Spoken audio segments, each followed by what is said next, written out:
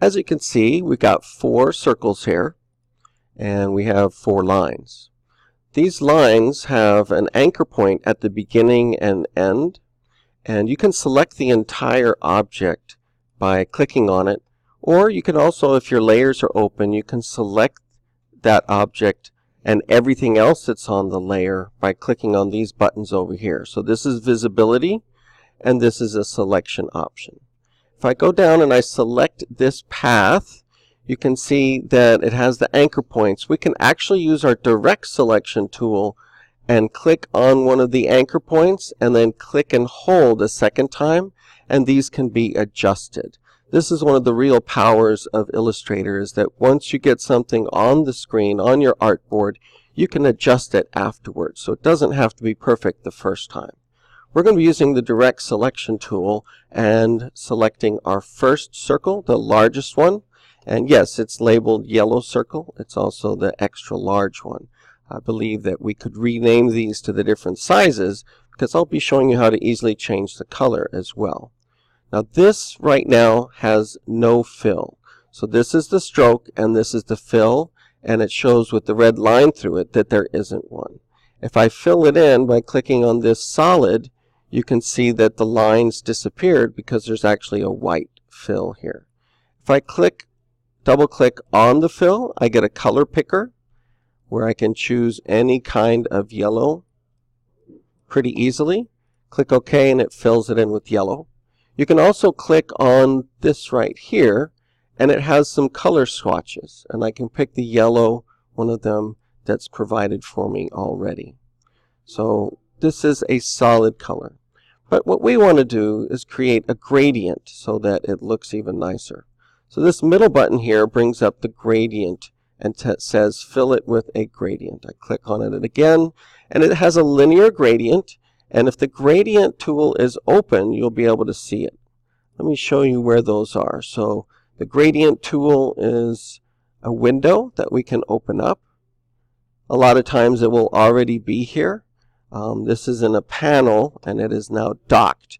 So I can see that I've expanded the size of this a little bit.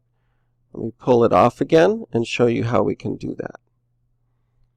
So these are called color stops, and this this gradient right now has a lot more than I needed. So I'm going to pull 2 of them off, and I'm going to double click on this beginning color stop and pick a nice bright yellow. And then for my ending color stop, I'm going to pick a darker yellow. Another way to do that is through this color picker. And if I open that up, you can see that it can be expanded into a nice larger section here. And you can see I'm picking a nice dark yellow. Now it looks a little funny since it's a circle, but we have a linear gradient.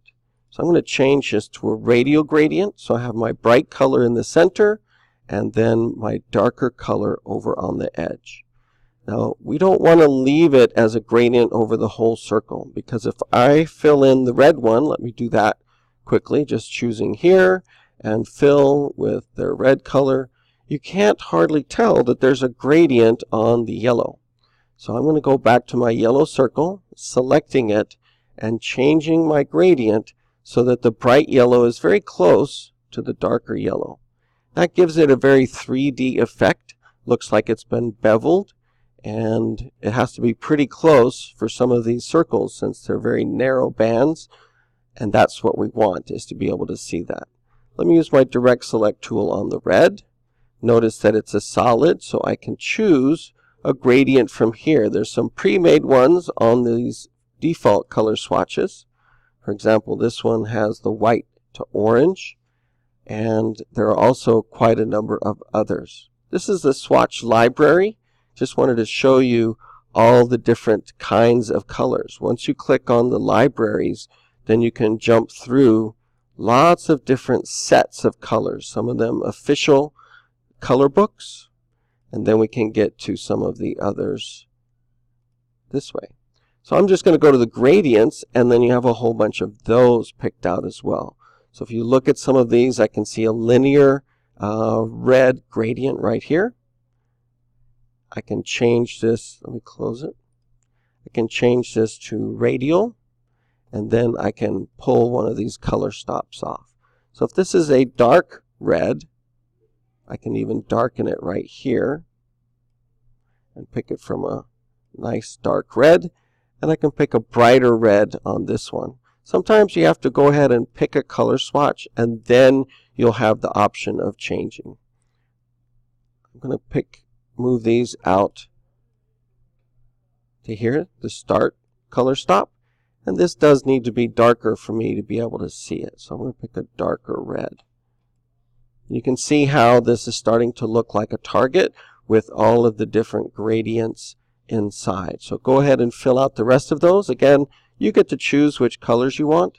If I want the stroke on the outside, I can simply Control A, select all, go to my stroke here and make it black.